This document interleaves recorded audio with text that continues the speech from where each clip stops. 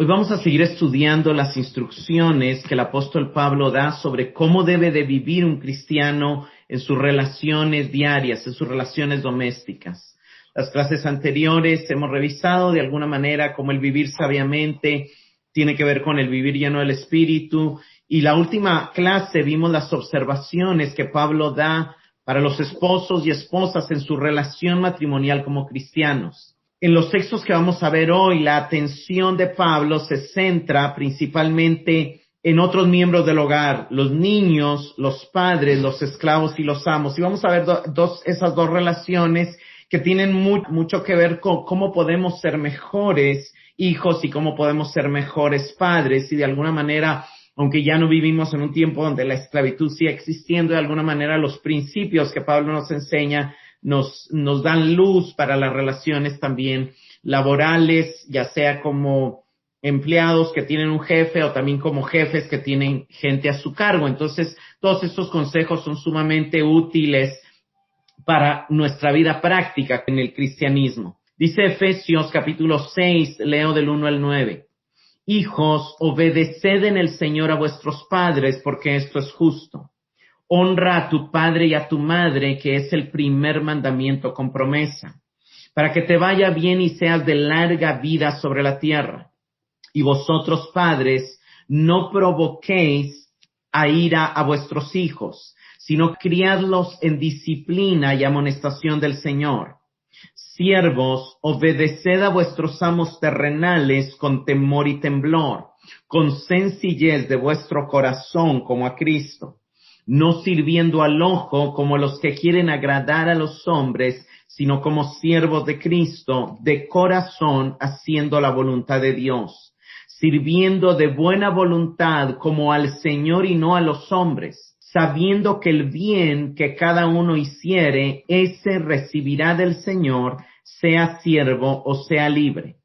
Y vosotros, amos, haced con ellos lo mismo, dejando las amenazas, sabiendo que el Señor de ellos y vuestro está en los cielos y que para Él no hay acepción de personas. Hay dos relaciones que vamos a ver en esta noche en estos pasajes. Las dos relaciones es principalmente la relación entre padres e hijos, y Pablo empieza dando instrucciones a los hijos para luego dar instrucciones a los padres, pero luego Pablo da instrucciones a los esclavos para a continuación dar instrucciones a los amos.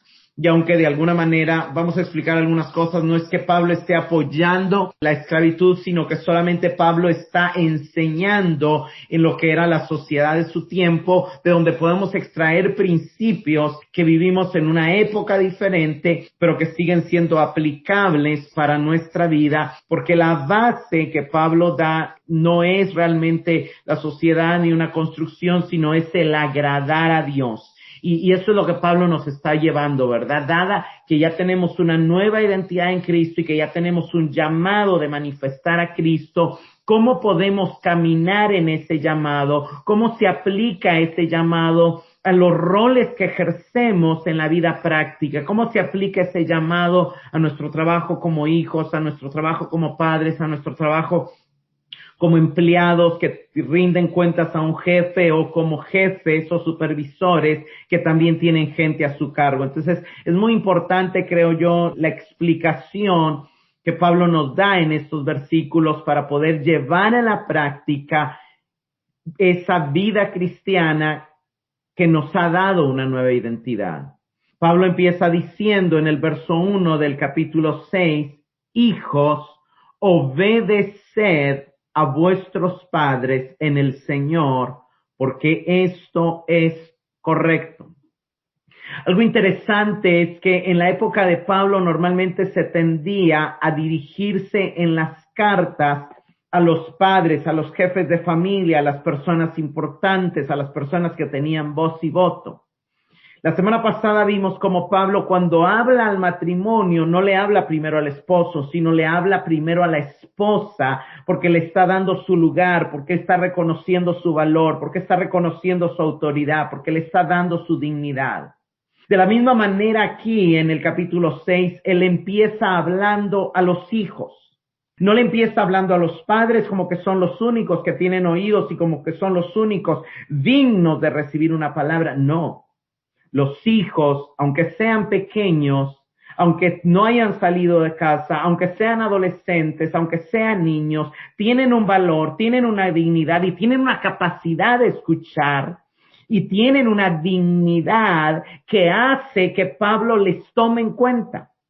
Pablo se refiere a los hijos porque les está dando ese valor que también tienen como creyentes, como hijos de Dios. Y Pablo comienza esta sección dirigiéndose a los miembros subordinados de la relación a los hijos.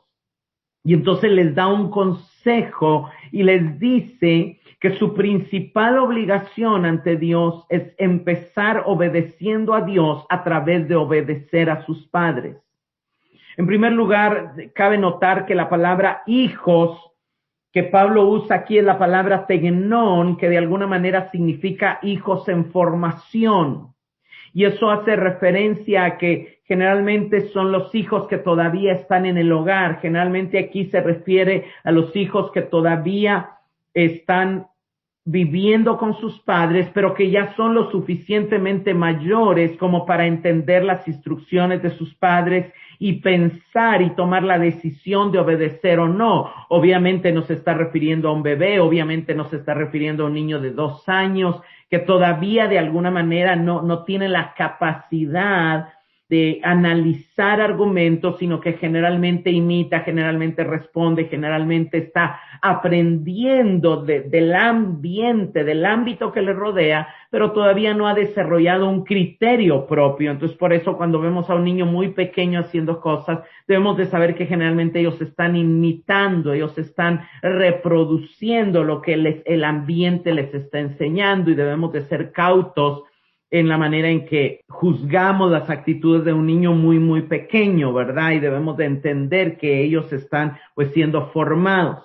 Pero cuando seguimos aquí, la palabra tegnon tiene que ver con que todavía están siendo criados y por el verso 4, donde Pablo les llama a los padres a instruirlos, quiere decir que ellos están recibiendo instrucciones, recibiendo corrección, recibiendo formación de parte de sus padres. No son los del capítulo 5 que han dejado a su padre y a su madre para unirse a su mujer o unirse a su marido, sino realmente quizá aquí hijos, obedeced a vuestros padres, podríamos decir que abarca a los niños desde la primaria temprana hasta el final de la adolescencia, digamos, lo que sería desde los 7 años hasta los 18 años o aún 20 o 25 si todavía están viviendo en casa, si todavía están realmente bajo la tutela de los padres, por así decirlo. Media vez no haya dejado el hogar, de alguna manera el hijo tiene una responsabilidad ante el padre de obedecer. Y aquí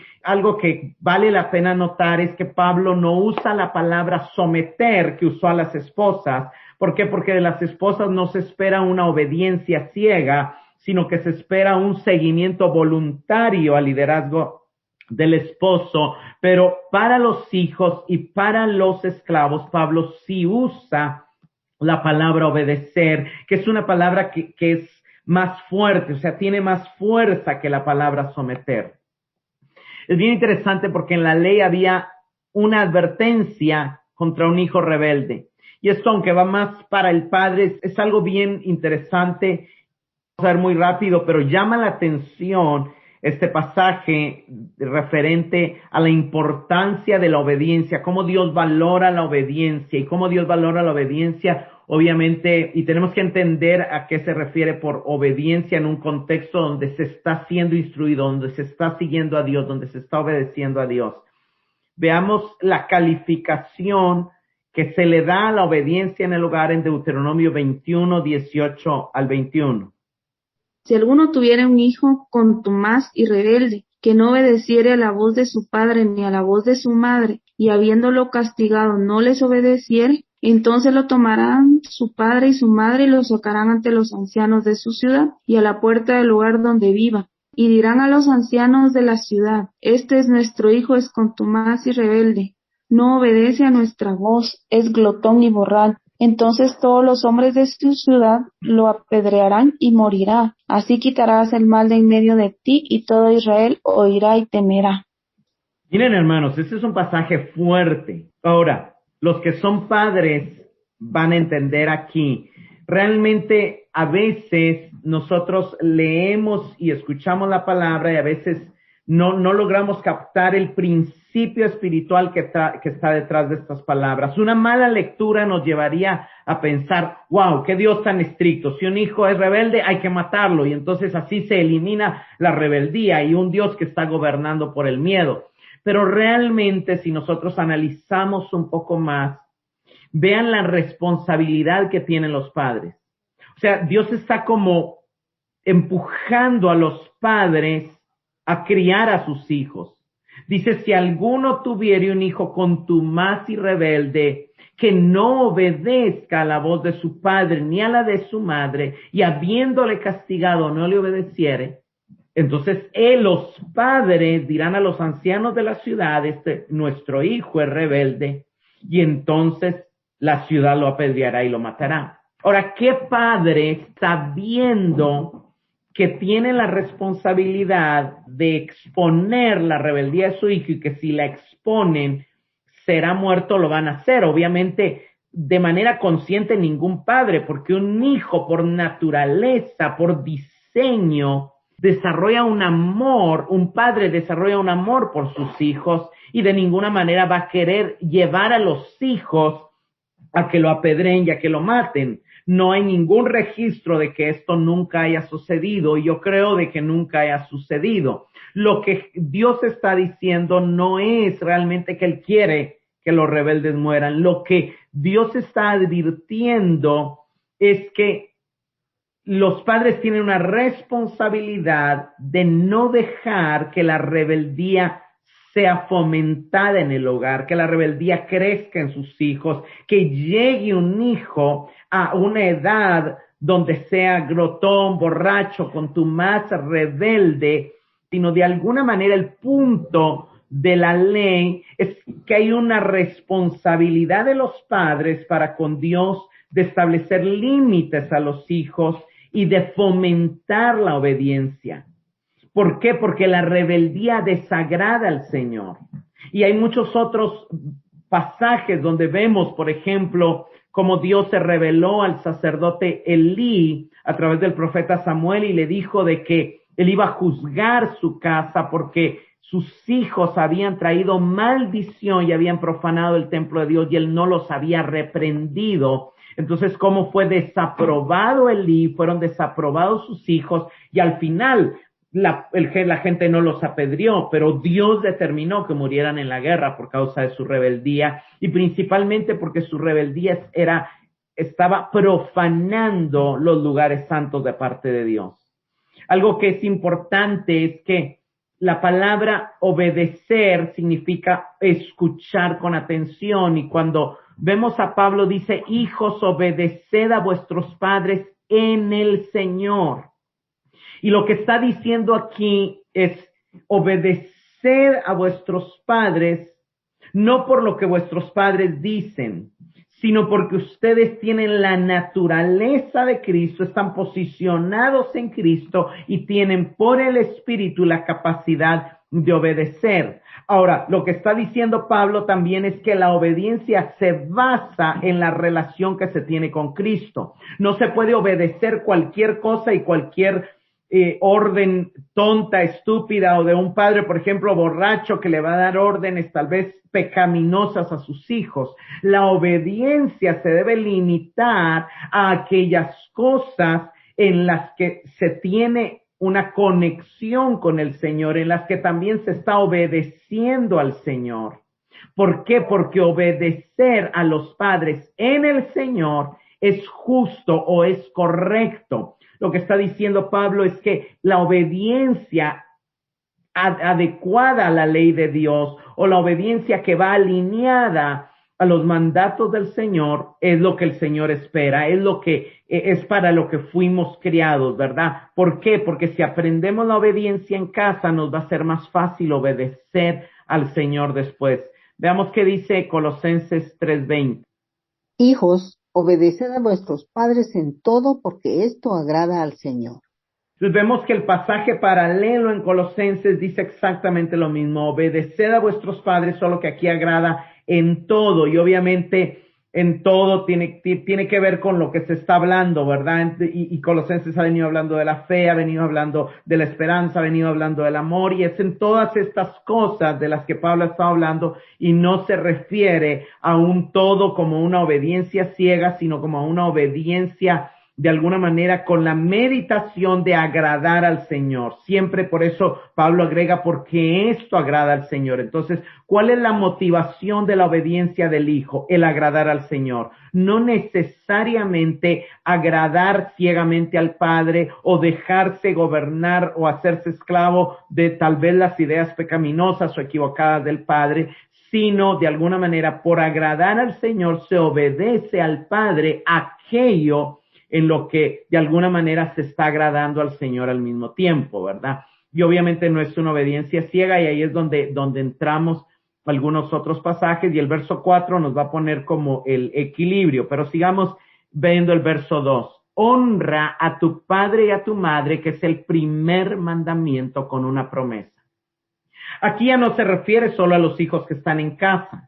El honrar padre y madre incluye tanto a hijos adultos como a hijos menores. Y algo que llama la atención es que Pablo aquí está reforzando que no solamente hay que obedecer a los padres, sino hay que honrar a los padres.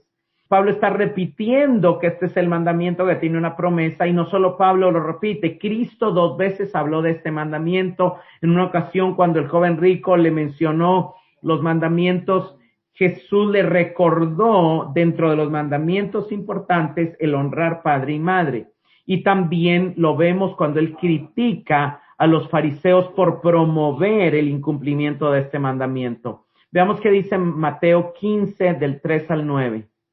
¿Por qué también vosotros quebrantáis el mandamiento de Dios por vuestra tradición? Porque Dios mandó diciendo, honra a tu padre y a tu madre, y el que maldiga al padre o a la madre muera irrepensiblemente. Pero vosotros decís, cualquiera que diga a su padre o a su madre, es mi ofrenda a Dios, todo aquello con que pudiera ayudar.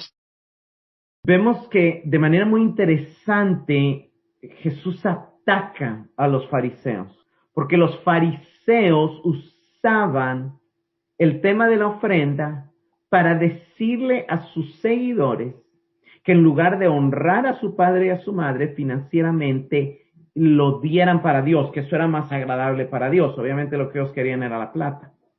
Pero Jesús dice, ¿cómo es posible que ustedes invaliden el mandamiento por sus tradiciones? Son unos hipócritas. En sus labios honran a Dios, pero al conducir a la gente, al no honrar a sus padres, su corazón está lejos de Dios.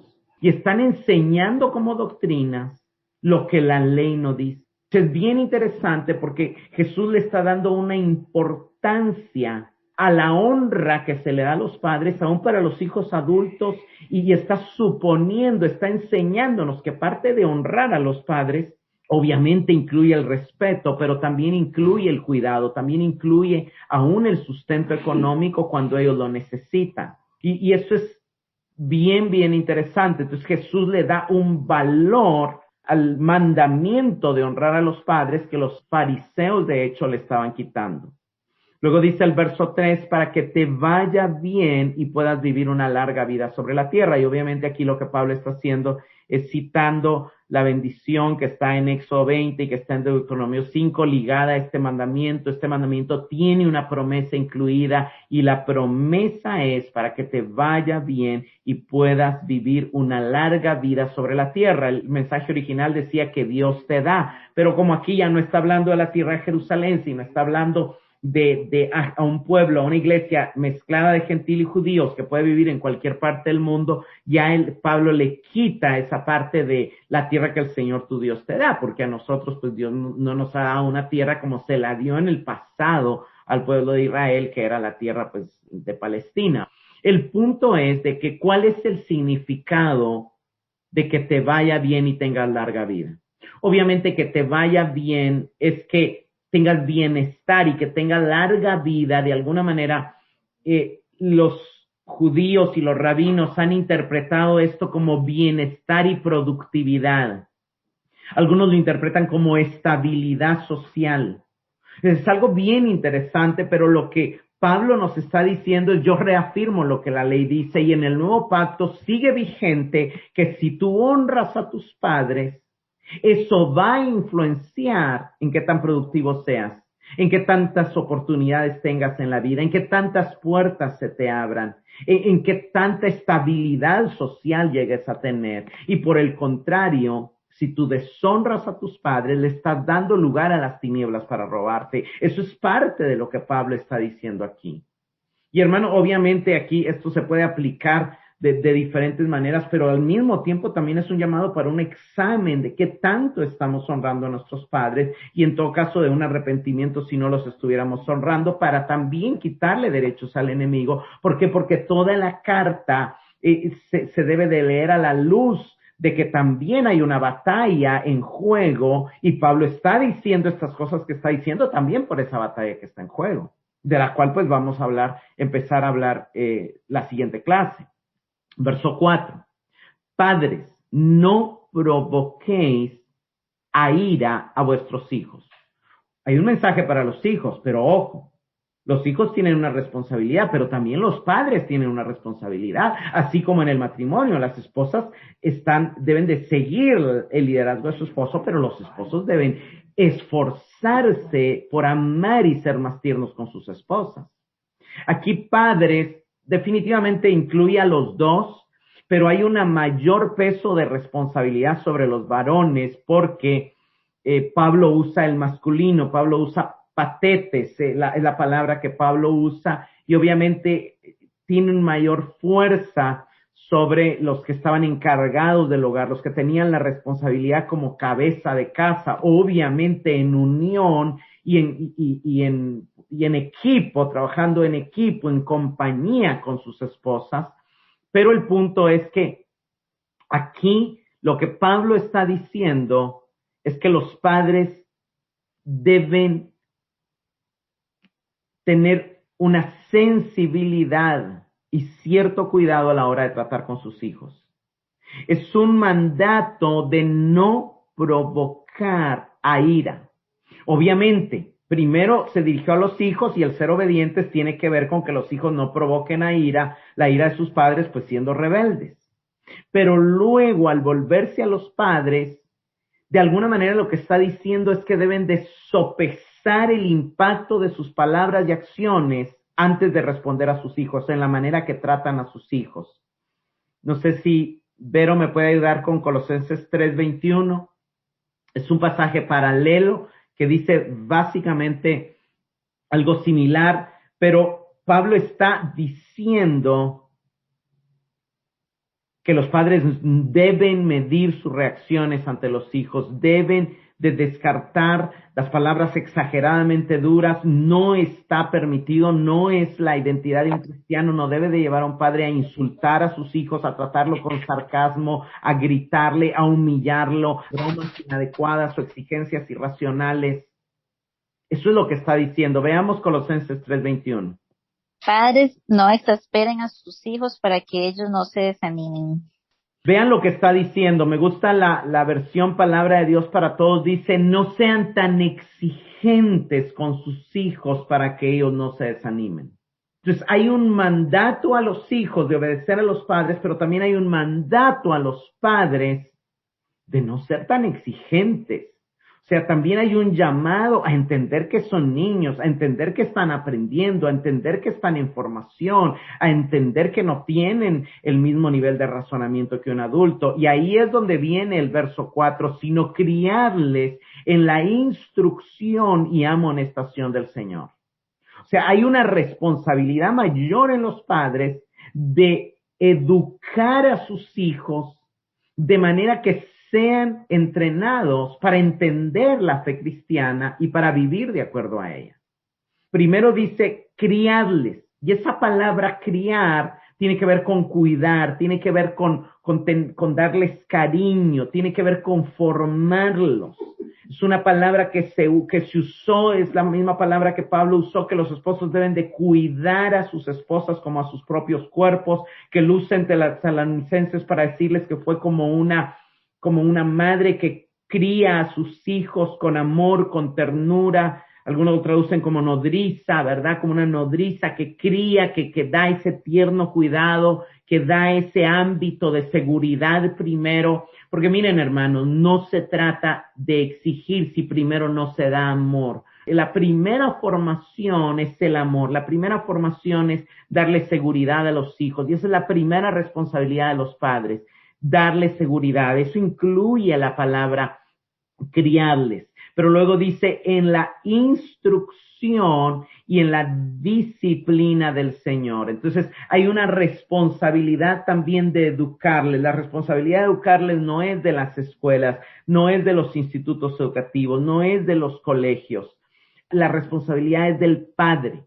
Y en el mundo grecorromano el entrenamiento de los niños era responsabilidad del padre. Los padres debían de pagar un tutor, los padres debían de tomar tiempo para sentarse con los hijos, para enseñarles oficios, para pagar. Generalmente habían esclavos que eran maestros, habían tutores. Hoy obviamente nuestro mundo ha cambiado, pero el punto es, hay una responsabilidad en el padre de instruir. Instruir significa dar a conocer, significa trasladar enseñanza, significa trasladar sabiduría. El libro de Proverbios empieza diciendo que ese libro se escribió para instruir, para dar sabiduría.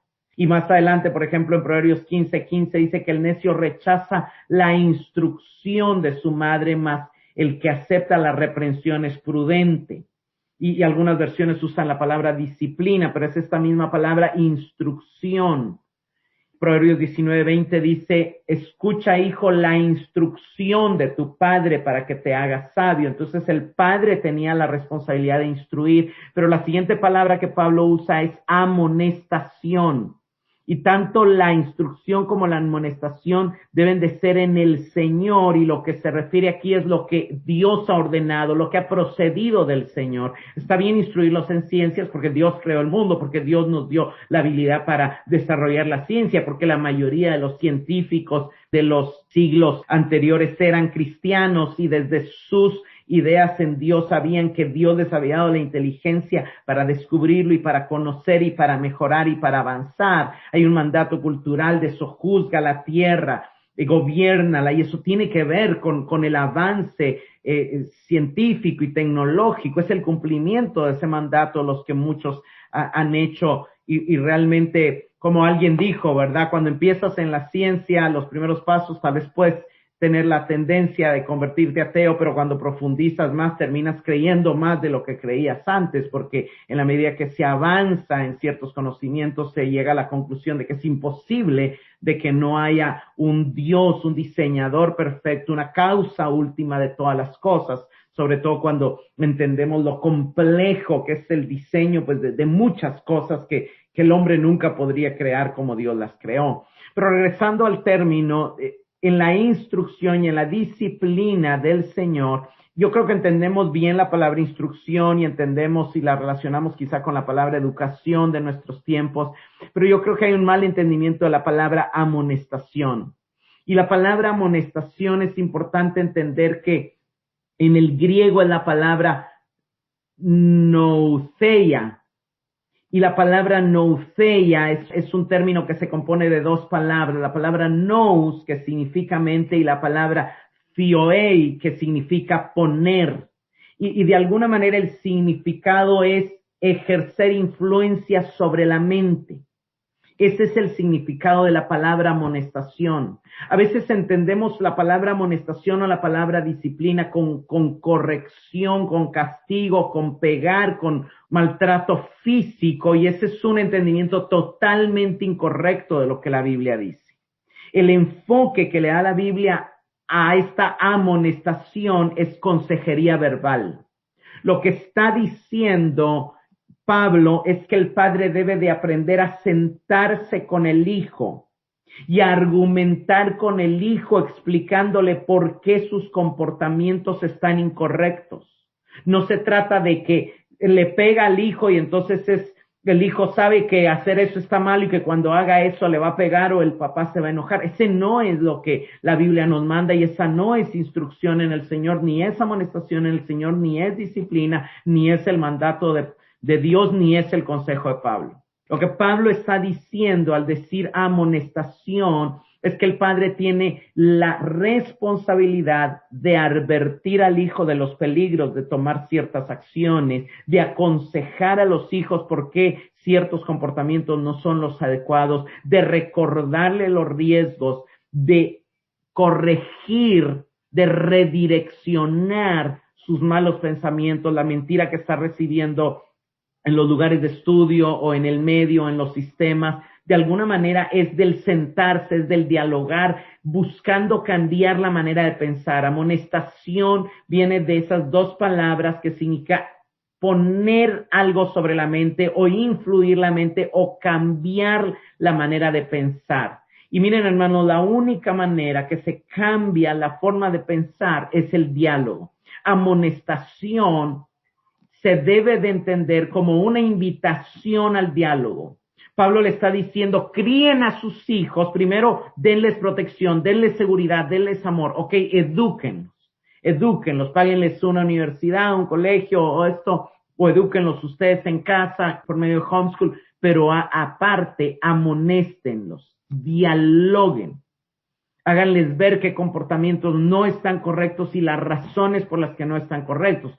Yo creo que en algún momento, o sea, Pablo, tampoco es que yo estoy negando que en algún momento en ciertas edades sea necesario un castigo físico, porque hay proverbios que hablan de eso. Pero el punto es, eso no se puede llegar si primero no hubo una instrucción, si primero no hubo un recordatorio, si primero no hubo un proceso. Hay un proceso de instruir primero, luego ver, evaluar, y si el niño no obedeció, averiguar por qué, sentarse, hablar, ¿por qué no hiciste lo que yo te dije? ¿Por qué? Y entonces si te explico, tal vez no te quedó claro, pero la razón es tal y tal y tal, porque yo te di esta orden, son estas. Y si aún así el niño insiste 2 o 3, entonces ya se aplicaría un castigo. Eso es lo que podríamos ver. Y otra de las cosas es que esta palabra amonestación no la usa Pablo solo para que los padres lo deben usar a los hijos. También los líderes de la iglesia deben estar listos para amonestar a los miembros de las iglesias y los miembros también deben amonestarse unos a otros. Y eso nos da una luz, porque nunca Pablo dijo de que un pastor debe de, por ejemplo, darle un chicotazo o un fajazo a un miembro de la iglesia o un miembro de la iglesia a otro miembro de la iglesia. Sería ridículo pensarlo así. Obviamente, Pablo está hablando de una invitación al diálogo, de una invitación a hacerle ver a la persona que está equivocada, hacerle ver a la persona que la manera en que está actuando no es la correcta, no le va a beneficiar a él y no le va a beneficiar a la comunidad. Y es lo mismo, es sentarse con el niño y hacerle ver que las acciones que está ejerciendo no le van a beneficiar a él y no van a beneficiar a la familia. De eso se trata la amonestación, y obviamente si el niño insiste, pues ya entra el poner límites y ya entra en algún momento los castigos, ¿verdad? Pero siguiendo con el verso 5, dice, esclavos, obedeced a vuestros amos con respeto y temor en la sinceridad de vuestros corazones, como obedeceríais a Cristo. Y esta parte es clave, como obedeceríais a Cristo.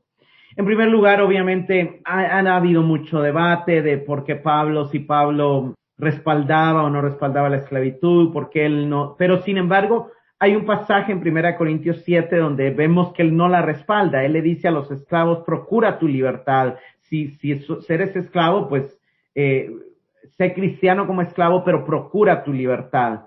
Y otra de las cosas que hay que vale la pena pues mencionar muy rápidamente es que cuando pensamos en esclavitud, hermanos, se nos viene a la mente los horrores de la esclavitud en el Nuevo Mundo. Y no estoy diciendo de que no haya sido mala la esclavitud en los tiempos de Pablo, pero habían ciertas diferencias.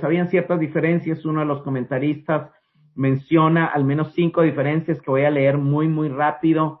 Una es que en el Nuevo Mundo generalmente todos los esclavos eran o o la gente nativa del continente americano, digamos, los indígenas o gente traída de África, ¿verdad?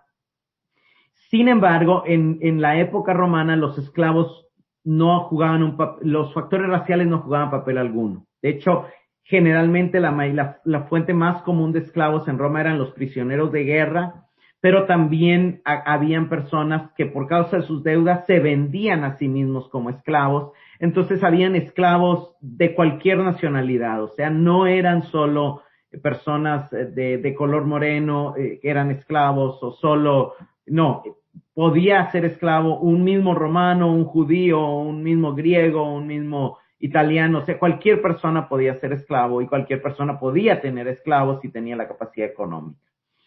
Otra diferencia es que los esclavos del Nuevo Mundo nunca fueron liberados, o sea, hasta que obviamente se abolió la esclavitud. Sin embargo, en la época de Roma, la mayoría de esclavos eran liberados cuando cumplían los 30 años. Generalmente al cumplir los 30 años era un negocio así como raro, pero los dueños los indemnizaban y la indemnización ellos se la terminaban devolviendo a los dueños para pagar su libertad.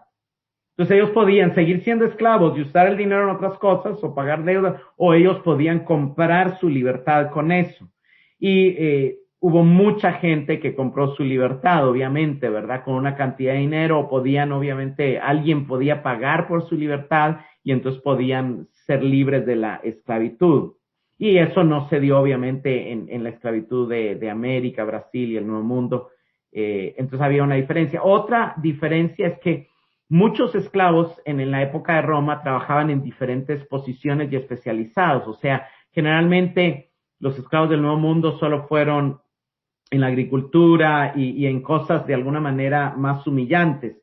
Sin embargo, en la época de Roma habían esclavos que eran médicos, que eran maestros, que eran escritores, que eran contadores, que eran alguaciles, que eran supervisores, que eran secretarios, que eran capitanes de barcos. O sea, podían tener un trabajo más especializado, y esto nos lleva a la cuarta razón. Muchos esclavos en la época de Pablo recibían educación y entrenamiento de tareas especializadas.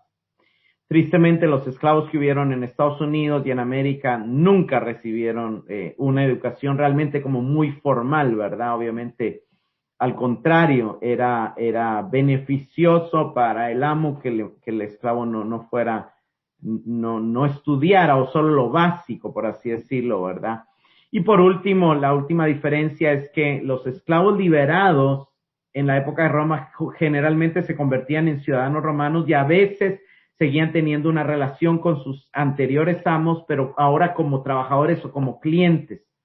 Por ejemplo, ¿verdad? Si el esclavo había sido contador y compraba su libertad, generalmente le seguía ejerciendo la contabilidad o se convertía en un, o por ejemplo, si había sido tutor de sus hijos, seguía enseñándole a sus hijos, pero ya como libre, ya no como esclavo, ya se separaba, ya tenía su familia, ya compraba. Ahora, eso no quiere decir que la esclavitud haya estado bien, de ninguna manera estoy diciendo que haya estado bien, pero de alguna manera se puede entender como que era, al menos en la época de Pablo, pues un sistema de trabajo, ¿verdad? O sea, mucha gente hubiera muerto o no hubiera podido sobrevivir si no hubieran sido esclavos un tiempo, pero luego pudieron comprar su libertad. Y obviamente hubo gente que fue maltratada, que fue violada, que fue abusada, que fue... o eso se da siempre por la maldad del corazón humano, ¿verdad? Pero había ciertas diferencias en cuanto a lo que tiende a venir a nuestra mente cuando oímos esclavitud.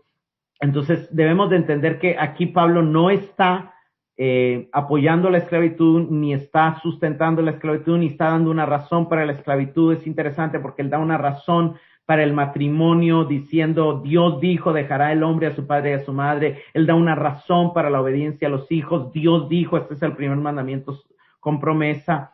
Pero la razón que da para la esclavitud y para la obediencia que pide a los esclavos no tiene nada que ver con que la esclavitud sea justificable. O sea, las afirmaciones de Pablo se enfocan en la actitud y la motivación de los esclavos como creyentes, cómo ellos a pesar de ser esclavos y a pesar de que no está bien que sean esclavos, cómo pueden ejercer su fe cristiana en un contexto económico donde hay esclavitud y donde pues, no se pueden salir del contexto socioeconómico en el que están viviendo y en el que puede producir en ellos odio, puede producir en ellos engaño, resentimiento, malicia. Y Pablo no les está diciendo que está bien, sino les está diciendo, dado que a ustedes les tocó ser esclavos, pero son creyentes y son libres en Cristo, esto es los consejos que yo les puedo dar sobre cómo vivir su fe a pesar de que ahorita les tocó ser esclavos. Y miren, hermanos, sinceramente ninguno de nosotros somos esclavos, pero no estamos muy lejos de que a veces los trabajos se vuelven esclavizantes, se vuelven pesados, de que no se puede uno liberar la carga, el estrés y todo, y entonces esos principios aplican. Y lo primero que Pablo dice es obedecer a vuestros amos con respeto y con temor. Y obviamente estas palabras respeto y temor se usan también sobre actitudes que se tienen que tener con Dios, ¿verdad? Pablo dice que a los corintios les dice que él estuvo también entre ellos con mucho temor y temblor, elogia a los corintios por recibir a Tito con temor y temblor, le habla a los filipenses que debemos de ocuparnos de nuestra salvación con temor y reverencia, que es básicamente lo mismo, con temor y temblor. Pero realmente, obviamente, lo que Pablo está hablando es lo que va a decir, cómo obedeceríais a Cristo, como al Señor. O sea, el temor y el respeto no es algo que se tenga que tener solo para los jefes o solo para los amos, sino es algo que se tiene para el Señor, y como se tiene para el Señor, se tiene para aquellos bajo cuya autoridad estamos. Primeramente estamos bajo la autoridad de Cristo, pero también aquí en la tierra obviamente estamos bajo la autoridad de jefes, de padres, de gobernadores, de presidentes, y no se refiere a una obediencia ciega. Obviamente un esclavo requería un poco más, su libertad era menor, hoy tenemos un poco más de libertad gracias a Dios, pero el punto de Pablo es que como creyentes todos somos esclavos de Cristo, y como esclavos de Cristo debemos de agradar a Dios, debemos de seguir a Dios, debemos de honrar a Dios. Y él mismo, Pablo, en todas sus cartas, él empieza diciendo, Pablo, esclavo de Jesucristo, y él usa la misma palabra esclavo que está usando aquí, ¿verdad? La palabra es doulos, la misma palabra con la que él se refiere a sí mismo, la misma palabra con la que él se está refiriendo aquí a los esclavos en el verso 5, y es la misma palabra que cualquier grecorromano de aquel tiempo entendería como aquellos que pertenecen a un amo, que son esclavos de un señor, de un amo.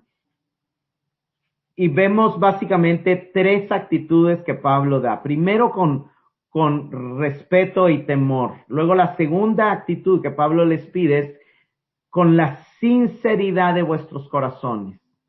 Y esto tiene que ver con las motivaciones. Pablo les dice, obedezcan de corazón, o sea, háganlo sinceramente. No lo hagan nada más por ser vistos, lo va a repetir después, pero Pablo está recordándonos que Dios escudriña nuestros corazones y lee nuestras motivaciones. Y como tercera razón les dice, como si obedecieran a Cristo, como al Señor. O sea, al final lo que Pablo nos está recordando es que Jesús es nuestro amo final, es nuestro principal Señor, y todo lo que hagamos debemos hacerlo para glorificar. Verso 6 dice, no sirviendo para ser vistos como quien quiere quedar bien con la gente, sino como esclavos de Cristo, haciendo la voluntad de Dios de corazón.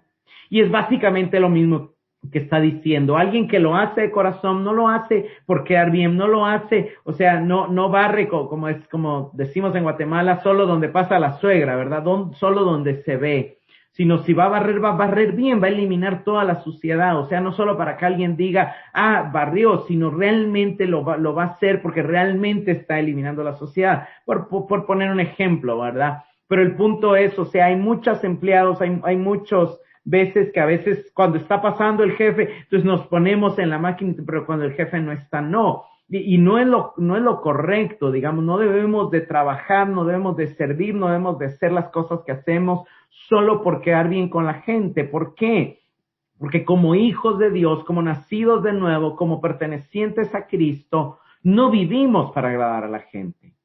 no vivimos para quedar bien con la gente, no trabajamos para que la gente o para que el jefe nos dé una promoción, no hacemos bien las cosas solo por ganar el favor de los otros, lo hacemos bien. ¿Por qué? Porque de Dios recibimos lo que tenemos y porque lo hacemos para Dios, lo hacemos como siervos de Dios. O sea, la mayor prioridad es cumplir la voluntad de Dios. Dice, sino como esclavos de Cristo, haciendo la voluntad de Dios. Y este es un llamado para todos los creyentes. Obviamente, sean empleados, no empleados, sean libres, sean esclavos en la época de Pablo, la voluntad del Señor es lo que un creyente debe buscar. ¿Por qué? Porque somos esclavos de Cristo, porque somos siervos de Cristo, porque Él nos compró, porque Él pagó. ¿Y por qué? Porque hemos llegado a entender que obedecemos a Dios, obedecemos al diablo, obedecemos a la verdad, obedecemos a la mentira, obedecemos al pecado, obedecemos a Cristo. Y entonces el pecado nos hacía obedecerle forzadamente, pero decidimos ahora obedecer a Cristo voluntariamente. ¿Por qué? Porque se nos dio una naturaleza que es libre y en su libertad, en la libertad del Espíritu, tiende a obedecer a Dios.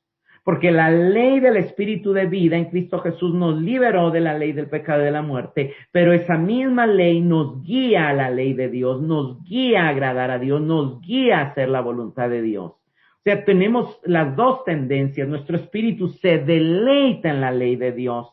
Dice Romanos 7:25 y creo que el 7:22, si no mal recuerdo, pero el punto es, nuestro espíritu, nuestra vida en Cristo quiere agradar a Dios, se deleita en agradar a Dios, y eso nos hace esclavos de Dios, y eso es algo hermoso. Sin embargo, aquí Pablo dice de corazón, y de corazón básicamente, dicho en palabras de hoy, se podría decir incondicionalmente. Lo interesante es que en el griego dice desde la psique, y realmente eso debería traducir desde el alma, no de corazón, pero Pablo está diciendo, o sea, que la obediencia sea desde las convicciones profundas que producen nuestros pensamientos, que producen nuestro comportamiento. O sea, Pablo está de alguna manera llamándonos a vernos a nosotros mismos como siervos de Cristo, a recordar que desde el momento en que decidimos seguirle, ahora le servimos, ahora le obedecemos a Él. ¿Por qué? Porque no obedecerle a Él es regresar a obedecerle a nuestro antiguo amo, el pecado, que es buena paga, pero su paga es la muerte. Y nuevamente, muerte no es tumba, muerte es pérdidas financieras, pérdidas de relaciones, es malas emociones negativas, y no queremos eso. Entonces, o obedecemos a Cristo voluntariamente, o nuestra carne nos lleva a obedecer al pecado y nos volvemos a una esclavitud de la cual ya fuimos libres. Verso 7, sirviendo con buena actitud como para el Señor y no para los hombres. Y esto Pablo lo está reiterando. Recordemos que esta carta a los Efesios, Pablo le gusta la repetición. En el primer capítulo se recordarán que Pablo repite y enfatiza en el Señor, en Cristo, en Él. Y aquí vuelve a decir primero de corazón, luego dice no para que los hombres vean, y luego lo vuelve a decir con una buena actitud como para el Señor y no para los hombres. Aquí Pablo está resumiendo y está diciendo que debemos de servir, trabajar, cumplir nuestras responsabilidades con una buena actitud. Y esto es clave, hermanos, porque ¿cuántas veces hemos hecho las responsabilidades que nos tocan en el trabajo, en la oficina, todo con una mala actitud? ¿Y quiénes perdemos? Nosotros. Nosotros, ¿por qué? Porque pensamos que lo estamos haciendo, porque se están aprovechando de nosotros, porque aquí, porque allá. Pero cuando nuestra mentalidad cambia y empezamos a cumplir nuestras responsabilidades, sea en la oficina, sea en la empresa, sea en el hogar, para el Señor, para agradar al Señor, entonces la misma buena actitud viene incluida en la intención de hacerlo como para agradar al Señor. Cuando realmente hemos sido transformados por el Señor y cumplimos nuestras responsabilidades como sirviendo al Señor, lo vamos a hacer con una buena actitud. Y ahí entran las responsabilidades aún del servicio, aún de, digamos, Por ejemplo, ¿cuál es mi responsabilidad? Mi responsabilidad es que si alguien me llama para pedirme una oración, yo tengo que estar disponible.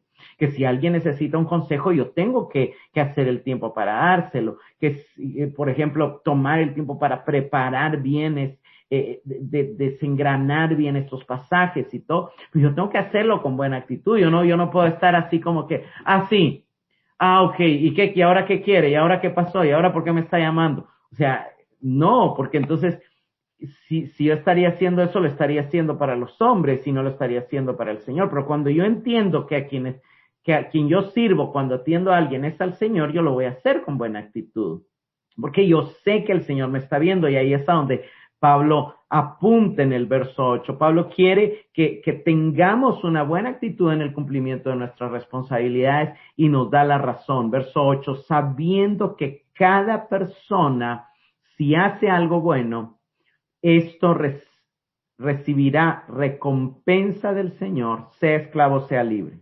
Aquí Pablo ya amplía el panorama y dice, ya no estoy hablando solo a los esclavos, estoy hablando también a los libres, estoy hablando también a los que son jefes, a los que son supervisores, a los que son dueños. Y está diciendo, hermanos, si algo tenemos que tener claro, es que Dios está viendo nuestros actos, es que Dios está viendo nuestras obras, es que nuestras obras no son para salvación, porque la salvación por gracia, pero sí tienen una repercusión eterna. Las obras sí tienen una repercusión eterna. Las obras no cuentan para salvación, no cuentan para entrar al cielo. La única obra que cuenta para entrar al cielo es la obra de Cristo en la cruz, pero sí cuentan para recompensa eterna, sí cuentan para rango en el cielo, sí cuentan para tesoros eternos, sí cuentan para reconocimiento delante de Dios. Entonces, cuando entendemos y vivimos a la luz de la eternidad, a la luz de la segunda venida de Cristo, a la luz del reino eterno, a la luz de los cielos nuevos y la tierra nueva, y que todo lo que hacemos aquí va a tener una repercusión allá, hay una motivación diferente para cumplir con buena actitud, de corazón, con sinceridad, no para los hombres, sino para Dios, las responsabilidades que nos tocan. Una mujer no debe de cocinar rico solo para que al marido le guste o no le guste, sino también para que Dios se deleite en verla a ella haciendo las cosas con buena actitud, y también para disfrutarlo ella misma. Una madre no debe de cuidar a los hijos solo para que crezcan y se vayan de casa, sino porque el Señor se los confió, se los prestó, se los regaló. Un empleado no debe de obedecer a su jefe solo para no ser despedido, sino para de alguna manera, porque Dios está viendo que Él está de alguna manera colaborando en el ejercicio de la producción de un bien o servicio del cual otras personas necesitan. Entonces necesitamos aprender a hacer las cosas que hacemos con nuestra mirada puesta en que el Señor nos está viendo, en que es para Él, en que Él recibe gloria, en que Él le agrada cuando hacemos las cosas de corazón, cuando hacemos las cosas para Él, cuando hacemos las cosas con buena actitud, cuando hacemos las cosas sinceramente. Eso nos quita una gran carga de responsabilidad. Si yo hago las cosas por agradar a mi jefe y nunca lo logro agradar, me voy a frustrar, me voy a enojar, me voy a deprimir, voy a decir que lata el jefe. Pero si yo lo hago para el Señor, pues pasa a un segundo plano la actitud de mi jefe, el que esté alegre, triste, contento, pierde efecto, pierde poder en mi estado de ánimo. ¿Por qué? Porque yo no lo estoy haciendo por agradarlo a él. Y tristemente, hermanos, tenemos que reconocer que no es fácil. Generalmente siempre estamos viendo que las otras personas dicen o cómo reaccionan, y a veces no nos damos cuenta, pero muchas de las cosas que hacemos las hacemos para agradar a los hombres. Yo creo que aquí esto nos habla fuertemente a todos, fuertemente a todos. Si haces algo bueno, y este algo bueno incluye cualquier cosa, debe ser para el Señor. Y veamos el pasaje paralelo en Colosenses 3, 22 al 25. Esclavos, obedezcan en todo a sus dueños temporales, pero no con una obediencia fingida, como quien trata de agradar a los hombres, sino con sencillez de corazón por consideración al Señor. Cualquiera que sea el trabajo de ustedes, háganlo de todo corazón, teniendo en cuenta que es para el Señor y no para los hombres. Sepan que el Señor los recompensará, haciéndolos sus herederos. Ustedes sirven a Cristo el Señor. El que obra injustamente recibirá el pago que corresponde, cualquiera que sea su condición. Vean, interesantemente, tanto en Efesios como en Colosenses, Pablo dice en Colosenses 2:24 y en Efesios 6:8, que todo lo que hagamos será recompensado por el Señor, que del Señor recibiremos la recompensa. Esta misma palabra la usa Pablo en 2 Corintios 5:10, donde dice que todos debemos de comparecer ante el tribunal de Cristo para que cada uno sea recompensado según lo que hizo estando en el cuerpo. Ya lo que cuenta después de la muerte ya no cuenta nada. ¿Qué está diciendo? Que las obras de los creyentes serán evaluadas y recompensadas delante de Dios. O sea, esto nos está dando una perspectiva escatológica, hermanos. Nuestras obras tienen repercusión eterna. Y aunque nos enfrentemos a veces a días duros de trabajo y a tareas que a veces nadie nos va a agradecer y que a veces son difíciles y son cansadas, sepamos que el Señor se da cuenta de todo lo que hacemos y nos asegura y nos promete una recompensa. Eso es maravilloso. Eso es maravilloso. Yo espero que esto le alegre. Quiero nada más resumir, hermanos. Pablo está diciéndole a los hijos y a los esclavos hay un llamado a obedecer, pero detrás de ambos llamados está el llamado a obedecer primero a Dios y el recordatorio de que nuestra nueva identidad es que ahora servimos a Cristo y que cada cosa buena que hagamos, lo noten o no nuestros padres o nuestros jefes, será apreciada por el Señor y recompensada.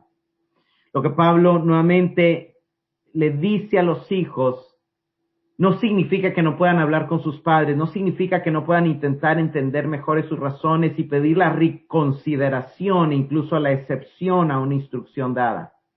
El mandato a obedecer no limita al hijo a no poder hablar con el padre, pero también al padre le da esa responsabilidad de poder hablar con el hijo, de poder explicarle, de poder instruir y de alguna manera hay algo en el pasaje que está fomentando la comunicación entre padres e hijos, la educación, la retroalimentación. Y de la misma manera, hermanos, de la misma manera entre empleados y empleadores, es bueno cuando los empleadores evalúan a sus empleados, pero cuando de esa evaluación les hacen ver, les reconocen las cosas que están buenas, y eso tiene que ver no con amenazas, o sea, no solo haciendo ver lo malo, sino también haciendo ver lo bueno.